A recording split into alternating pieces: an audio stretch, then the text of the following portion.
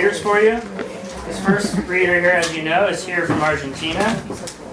We're really excited to have him. This is only the second time we're having a translator who translates out of English. So Sam is going to be reading some English, as you'll see, and I'll tell you a little bit about Pablo. Born in Dolores, Argentina. It's a loaded name. That's the name of my birthtown. Hometown. Your hometown. He studied literature at the University of Buenos Aires. As a writer, he's published 5 volumes of poetry, one for children, a novel, and a volume of essays on translation. So maybe he'll give us some insight here. He's translated nearly 100 books. I think he was telling me today it's 98. So, including from languages including ancient Greek, Latin, English, and Italian. Authors include Sappho, Sophocles, Virgil, Catullus, Jane Austen, Herman Melville, Walt, Joseph, Edith, James, and Virginia, along with Italo Svevo and Pirandello. You name it. And he also helped edit the Shakespeare's complete works in Spanish, half of which he translated. Casual. That's just, I hope we all are like still living out of it. Thanks for coming, Bob.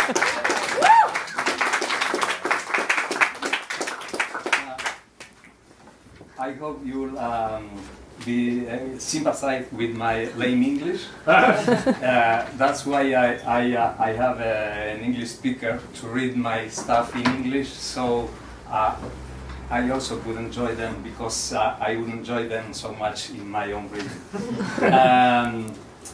Well, you know, I think literature and literary translation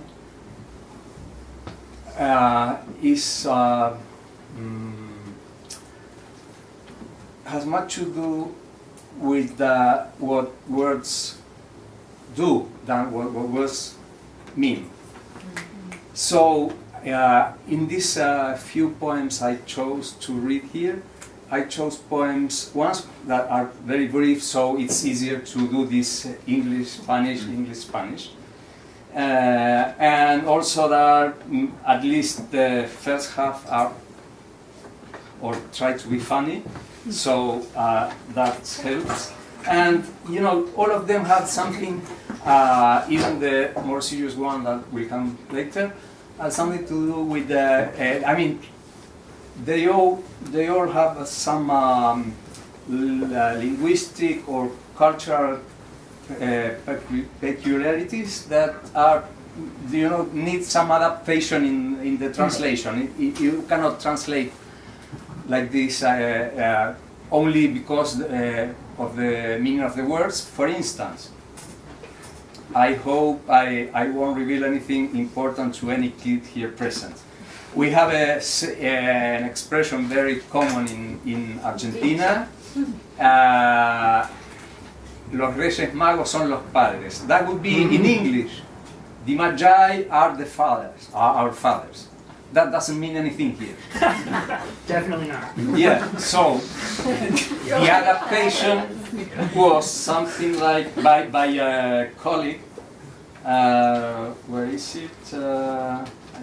Santa and his reindeers are parents. So you understand the difference. You cannot translate the words. I still don't understand. Well, the rest of the poem will Explain definitely that. explain. yeah, because you know, the Magi leave presents like Santa Claus, Eso sí. blah blah blah, and but they are not the Magi, but our fathers. So this is a saying, a very common saying in Argentina. You know, like, oh, you finally realized that. Oh, okay. Okay? Ya veo. Okay. That's the idea. Well, Played out in this communication right now. yes. So this we'll start by 3 limericks by James Joyce. I translated his poetry a couple of years ago, and this is part of these limericks are part of his occasional writing. Things he used to write when he was a youngster in Dublin, and then from time to time to make fun of some friend or some situation. So they are preserved in letters or this kind of thought. As the people here present who can understand some Spanish, you will see that there was need of this kind of adaptations in the translation. So, my speaker, please, will read the first limerick. Lady Gregory. There was an old lady called Gregory, who said, "Come, all ye poets in beggary." But she found her imprudence when hundreds of students cried, "We are in that noble category." You see that the base of the building is the rhyme. So I cannot possibly rhyme Gregory in Spanish. There is nowhere. So I transformed Gregory in a Spanish version, Gregoria. And transform also the words that rhyme with it, because they are not regular Spanish words. Lady Gregory. Dijo un día una tal Lady Gregoria: venga todo poeta en la misoria. Mas vio que eso fue imprudente cuando oyó a 1000 estudiantes gritar: soy de esa noble categoría. For instance, in Spanish the word is categoría, but I changed the accent, you know, the stress. Yeah. Categoría to make it Igual right. como inglés. I think I landed that one.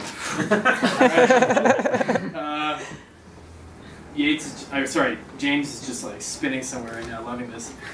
This is only Yates, because I have the part. Oh yeah? Yeah, Okay. Yates. This next one's just called Yates. It's pronounced Yeats, just kidding. Yeah. Actually, it's pronounced A theatrical tenebrous, Yates, went out on a tour to the States. He preached against pelf, but he collared himself about 50% of the gates. Well, Yeah. of course I cannot possibly rhyme with Yates in Spanish. So in this case I put Yates in the beginning instead Can we ask of what the end. health? Yeah, Yeah, I literally What don't is understand what the is question. pelf? What does pelf mean? Yes, I can guess. Something about money. Yeah. Okay. Yeah. Yeah. Probably like So- mammon, pelf, maybe. Yeah, like simony. Yeah. Todd's gloss was simony. Everybody. Yeah, it's It's helpful, right? Simony, pelf. see, yes, it's a slang, an Irish slang word for money, or it was in his time. It's money. Maybe pilfer is related at some level. Exactly, yeah. I was Two. thinking that. Why not? Ow. Okay, Maybe not too. Yates, tratero en tiniebla, ha salido a girar por Estados Unidos. Contra la mosca dio sermón, pero la recaudación un 50% ha embutido. Ezra Pound. Let me tell you this. This is when they first met in person. Ezra Pound was kind of Santa Claus for Joyce, because he had been trying for years to get published and he couldn't. Finally, with Pound's help, he started to publish his books, and it was after many, many years. So like Ezra Pound is the father's? Yes, father and mother. So this is what I'm reading. It was just the Magi. I was Yes. called back to that. That's Okay. all I meant by that. Yeah. So Joyce was absolutely poor all the time without even clothing. So the first time, I mean it. Ezra Pound was living in Sirmione, a city at the side of the Lago di Garda in the north of Italy. Joyce in that time was living in Trieste. After the war he came back from Zurich to Trieste and he didn't find well there, and so they met in Sirmione. Joyce went to visit Pound in Sirmione, and Pound gave Joyce a lot of old clothing that he could use. That's All right. Good wear. Everyone's there. Okay. Ezra Pound. A bard once in Lake-lept Sirmione lived in peace, eating locusts and honey. The son of a bitch left him dry on the beach, without clothes, boots, time, quiet, or money. Good reader. I will like it. Okay. I must thank Buzzy, who Lent you? lent me these glasses because I forgot mine in the restaurant. I see everything a bit bigger. Not a limerick, but close, yeah.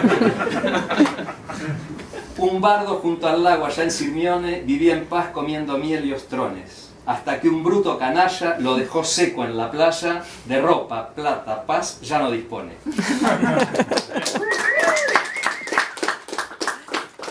Now he will read an English limerick that I wrote myself, and it was a little bit polished after some comments of a friend and colleague from Canada who lives most of the year in Buenos Aires, Sarah Moses. She's a poet and translator, and she translated the stuff I will read afterwards. Then she read my English version, and she helped me to make it sound a little better. Okay. But the idea is everything is built upon the rhyme between moon and cartoon. That was the beginning of the story. A human being. I was told of a being from the moon who played parts in a good old cartoon. He could only be drawn through the night until dawn, for in daylight he'd fade like the moon. Well, this cannot be translated into Spanish. Well, and as I was the author, I dared to make the Spanish version absolutely different because the rhyme I needed was something with moon. Moon in Spanish is luna. So in Argentina we call media luna the croissants. Yes. They are very popular. And we Delicious. And delicious. Con un submarino. Okay. With this hot chocolate. Good croissants from Ridgewood, Queens, by the way. Okay. So I made the man from the moon instead of an actor for a cartoon, a man who worked in cookery, pastry, this kind of thing. So, fortuna en media luna. Un hombre descendido de la luna probó fortuna con la media luna. Se asoció a un panadero para amasar dinero y quedó rico este hombre de la luna. It's full of double meanings, you know, because amasar like is To need. Yes. Okay. In Spanish also means to make a fortune. To make money. To make money. So I use this kind of double sense. So now I will read 4 brief poems of mine. These are not funny, unfortunately, but they have been translated by this friend Sarah Moses, and then he will read first the English translation. So when I read in Spanish, you will know a little bit what it is about. All of them have some kind of adaptation. I will not take time explaining all of them, but the principal one you heard about. Okay. And are any of these in what you brought to sell tonight, those books? No, Okay. these sorry. Thank you. Yeah. These poems belong to a book that will be published next year. Okay. All right, so the first one's called Home Hunting. Abraham never returned to his father's home. As we grow older, everything becomes too small. Our shirts, our fathers, home, our life. Okay, too serious. A la casa del padre. Abraham no volvió nunca a la casa del padre. Cuando crecemos, todo queda chico. La camisa, la casa del padre, la vida. Fantastical literature. Santa and his reindeers are our parents. Ghosts are our parents. Aliens are our parents. The bestiary of the imagination is bedlam. The dead absence lives in everything, in raw flesh and blood and bone, in the exposed fracture, the hidden crack, the fantasy melted into air. Literatura fantástica. Los Reyes Magos son los padres, los fantasmas son los padres, los extraterrestres son los padres. El bestiario de la imaginación es un desmadre. La ausencia muerta vive en todo, en carne viva, en carne y hueso, en la fractura expuesta, la fisura oculta, la fantasía disuelta en el aire. Bibliography. I am not a bookworm. I am a worm in a cocoon. In books I shut up my desert island. Bibliografía. Yo no soy rata de biblioteca, soy una rata de madriguera. Encierro en libros mi isla desierta. My unreason for living.